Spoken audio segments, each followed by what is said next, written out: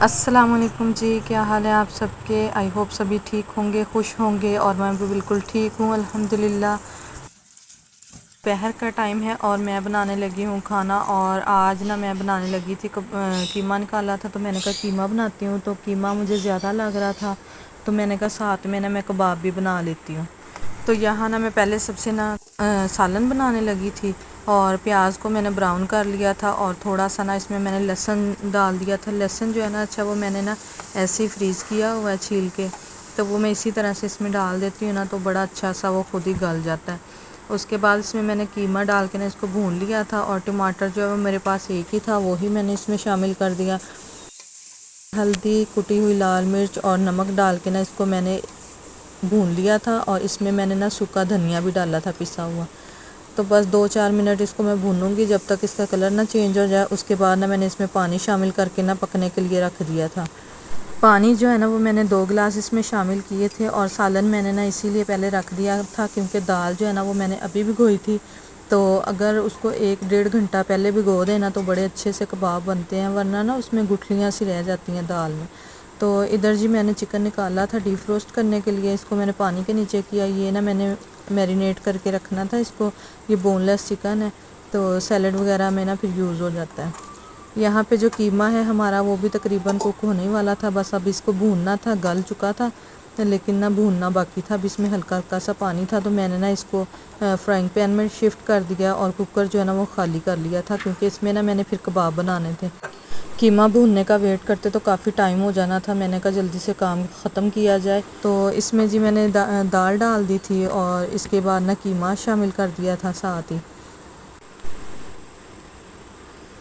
تو قیمہ جو ہے نا وہ مجھے تھوڑا کم لگ رہا تھا، میں نے نا پھر تھوڑا سا جو بون لیس چکن نکالا ہوا تھا نا ڈیپ روسٹ کیا تھا، تو تھوڑی سی بوٹیاں نا اس کی بھی وہ اس میں ایڈ کر دی تھی۔ اس کے بعد لہسن تھا چھلا ہوا وہ اس میں شامل کر دیا۔ اب اس میں شامل کریں گے مسالے، جس میں ہے کٹی ہوئی لال مرچ، نمک، سوکھا دھنیا، اور تھوڑا سا شامی کباب مسالہ تھا۔ اس کے علاوہ ثابت گرم مسالہ تھا، اور پسا ہوا بھی میں نے اس میں نا ایڈ کر دیا تھا۔ اس سے یہ ہوتا ہے کہ بڑا اچھا سا ٹیسٹ آ جاتا ہے، ثابت جو ہے نا وہ پھر اچھی طرح سے نا پستا نہیں ہے، تو میں نا وہ کم ہی ایڈ کرتی ہوں، بچوں کے پھر منہ میں آتا ہے نا تو وہ پسند نہیں کرتے۔ تو اس میں پانی شامل کر دیا، پانی شامل کرنے کے بعد نا اب اس کو نا میں پریشر لگا دوں گی۔ اس کے کنارے جو ہے نا وہ میں نے اچھی طرح سے صاف کر لیے تھے، اور جب ایک بوائل آیا نا تو پھر میں نے نا اس کو 10 منٹ کے لیے پریشر لگا دیا تھا۔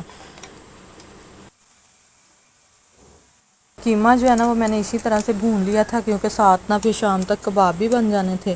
تو میں نے کہا چلو پھر ابھی دوپہر کا گزارا کرتے ہیں اور شام کو نا پھر کباب وغیرہ ساتھ فرائی کر لیں گے۔ تو اس میں جو لہسن ہے نا وہ اچھی طرح سے میں اس کو میش کر رہی تھی، 2-4 پیس جو ہے نا وہ بھی ہے تھے اس میں، تو ٹماٹر وغیرہ بھی ہے نا جو اچھی طرح سے وہ مکس ہو گیا تھا اس میں۔ ادھر چکن جو ہے نا یہ اس کو میں اٹھا کے رکھنے لگی تھی فریج میں پانی ڈال کے، میں نے کہا خود ہی یہ شام تک نا ڈیپ روسٹ ہو جائے گا، پھر اس کو نا مسالہ وغیرہ لگا کے میں رکھ لوں گی۔ اس سے یہ ہوتا ہے کہ اس کو نا مسالہ لگا کے نا بنا کے رکھ لینا اس میں کسی باکس وغیرہ میں، تو بچوں کے بھی کام آ جاتا ہے۔ اگر آپ نے کوئی لنچ وغیرہ میں ان کو سینڈوچ بنا کے دینا ہے تو وہ بھی جلدی سے بس چکن نکال لیں، بنا ہوا تو ہوتا ہی ہے، تو اس چکن نکال لیں اور نکال کے نا تو سینڈوچ وغیرہ بنا دیں، یا کسی بن میں لگا کے دینا تو وہ لگا دیں، بڑی آسانی ہو جاتی ہے۔ اس کے بعد جی یہ کپڑے وغیرہ میں نے واش کیے تھے وہ میں اتارنے لگی تھی، اور سالن جو ہے نا وہ ہمارا بن گیا تھا، اور ادھر جو دال ہے نا وہ بھی ہماری بالکل تیار ہو چکی تھی، اور اس میں سے پانی جو ہے نا وہ بالکل ڈرائی ہو چکا تھا، اور دال بھی بڑے اچھے سے کوک ہو گئی تھی۔ تو اس کو نا میں تھوڑی دیر کے لیے ٹھنڈا ہونے دوں گی، اس کے بعد نا پھر اس کو پیس لیں گے۔ تو دال جو ہے نا میں نے اسی طرح سے رکھ دی تھی، اور یہ جی نیکسٹ مارننگ کی ویڈیو ہے، میں ناشتہ بنا رہی تھی ہسبینڈ کے لیے، بچے جو ہے نا وہ ناشتہ وغیرہ کر کے اسکول چلے گئے تھے، تو ادھر میں ہسبینڈ کے لیے ناشتہ بنا رہی تھی، اور رات کو نا میں کافی لیٹ ہو گئی تھی اور کپڑے وغیرہ بھی واش کیے تھے نا، تو دال جو ہے نا وہ میں نے اسی طرح سے پیس کے نا فریج میں رکھ دی تھی، میں نے کہا چلو کل بنا لیں گے۔ اور دوسرا نا میں پودینہ وغیرہ اس میں ایڈ کرتی ہوں تو پودینہ نہیں تھا، تو اس کے بغیر نا مجھے کباب جو ہے نا وہ اچھے نہیں لگتے، تو میں نے کہا میں نا صبح پودینہ وغیرہ لے کے نا اس کے بعد پھر کباب بنا کے رکھوں گی۔ تو ادھر ہسبینڈ کا ناشتہ بن گیا تھا، اور ان کا جو لنچ ہے جو وہ لے کے جاتے ہیں سیلڈ، وہ بھی میں نے بنا کے رکھ دیا تھا، بس وہ باکس میں ڈال کے نا تو ان کا لنچ جو ہے وہ ریڈی کر دوں گی۔ اور ان کے جانے کے بعد یہ تھوڑے سے برتن پڑے ہوئے تھے، میں نے وہ واش کیے، بس 2-4 ہی تھے، باقی تو میں نے کر لیے تھے۔ اور سبزی والا آیا تھا نا، تو پھر میں نے اس سے سبزی لی ہے، شملہ مرچ لی تھی، پودینہ، دھنیا، اور پیاز بھی نہیں تھا وہ لے لیا میں نے، اور نا ٹماٹر، تو بس یہی لے لیے، ان سب چیزوں کو سمیٹا۔ اس میں کباب کا جو مکسچر تھا نا وہ نکال لائی تھی فریج میں سے، میں نے کہا یہ کل کے بنے پڑے ہیں تو ان کو تو کمپلیٹ کر کے فریزر میں رکھوں، یہ نہ ہو کہ ہمارے کباب کا جو مکسچر ہے نا وہ خراب ہو جائے اور نا ساری محنت جو ہے وہ ضائع ہو جائے۔ اس میں نا میں نے ایک انڈا شامل کر دیا تھا، انڈا جو ہے نا وہ میں نے پلیٹ میں توڑ کے پھر اس میں ایڈ کیا تھا، کیونکہ گرمی ہے نا تو خراب نہ ہو، اس لیے نا پہلے میں پلیٹ میں توڑ لیتی ہوں، چیک کر لیتی ہوں، اس کے بعد جو ہے نا وہ کسی چیز میں شامل کرتی ہوں۔ انڈے سے نا اس کی جو بائنڈنگ ہے نا وہ بڑی اچھی ہو جاتی ہے، اور جو ہم توے پہ ڈالتے ہیں نا وہ ٹوٹ جاتے ہیں، تو وہ بھی نہیں ٹوٹتے، بڑے اچھے سے کباب بن جاتے ہیں۔ اور اس کے علاوہ نا پھر دھنیا اور پودینہ، ایک پیاز تھا، 2 سبز مرچیں تھی، بس یہی سب نا میں چاپ کر کے اس میں ایڈ کر دوں گی۔ اچھا ادھر نا میں ساری چیزوں کو رفلی چاپ کر رہی تھی، کیونکہ میں نے نا ان کو چاپر میں ڈالنا تھا۔ یہ چاپر جو ہے نا وہ بڑے ہی کمال کا، اس سے اتنے اچھے سے چاپ ہوتی ہیں نا جو بھی ویجیٹیبلز ہیں، بہت ہی اچھے طریقے سے، اتنے کہ ہم اس کو ہاتھ سے بھی نہیں کر سکتے اتنا۔ ویجیٹیبلز جو ہیں وہ میں نے اس میں ڈال دی ہیں، اب میں آپ کو نا اس کو چاپ کر کے دکھاتی ہوں کہ کتنا فائنلی چاپ ہوتا ہے اس میں۔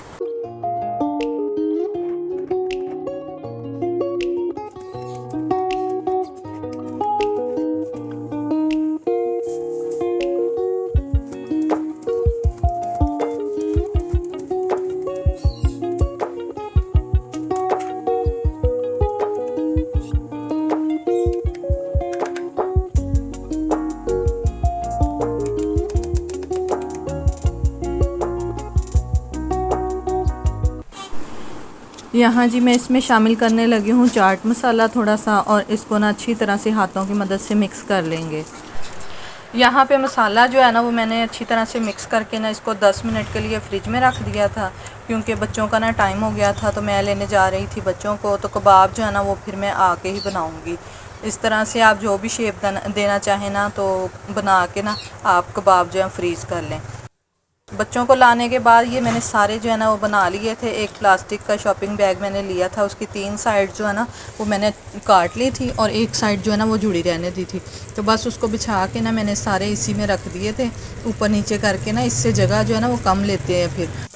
آپ علیحدہ علیحدہ پلیٹ میں بھی رکھنا چاہیں تو رکھ سکتے ہیں۔ اس طرح سے نا شاپنگ بیگ بچھانے سے یہ ہوتا ہے پلاسٹک کا کہ نا یہ نا جڑتے نہیں ہیں پھر آپ آپس میں، اسی طرح سے نا ایک ایک جو ہے نا وہ نکل آتا ہے۔ یہاں 2-3 جو ہے نا وہ میں نے فرائی کر لیے تھے، میں نے کہا چلو ٹیسٹ کرتے ہیں کہ کیسے بنے ہیں، تو بہت ہی اچھے بنے تھے۔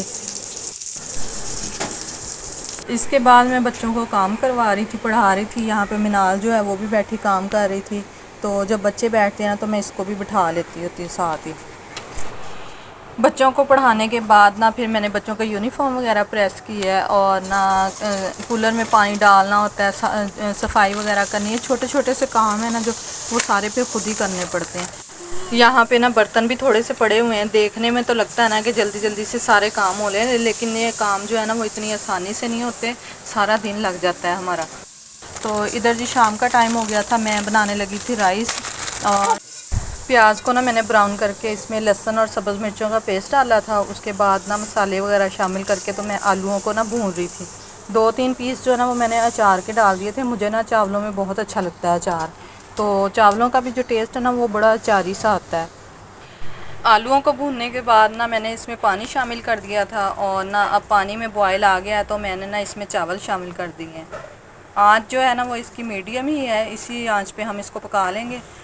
اور یہاں پہ کباب جو ہے نا 2-3 گھنٹے کے بعد دیکھیں اس طرح سے ہو گئے ہیں، اور کتنے ایزیلی جو ہے نا وہ میں نکال رہی ہوں ان کو۔ میں اسی طرح سے نکال کے نا ان کو شاپنگ بیگ میں ڈال کے فریزر میں رکھ دوں گی، تو علیحدہ علیحدہ ہی رہیں گے، اس طرح یہ جڑیں گے نہیں، اور باقی جو ہے نا تھوڑے سے وہ میں فرائی کر لیتی ہوں۔ یہ نا پوری کی پوری ٹرے بھی اسی طرح سے نکل آتی ہے، اگر آپ چاہیں تو اسی طرح نا ٹرے نکال کے نا اس کو بس شاپر میں ڈال کے رکھ لیں۔ تو یہاں چاول ہیں وہ بھی ہمارے تیار ہو گئے ہیں۔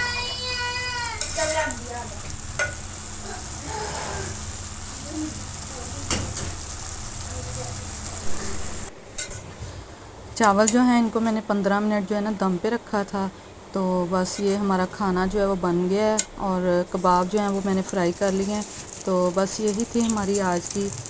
روٹین جو میں نے آپ کے ساتھ شیئر کی ہے۔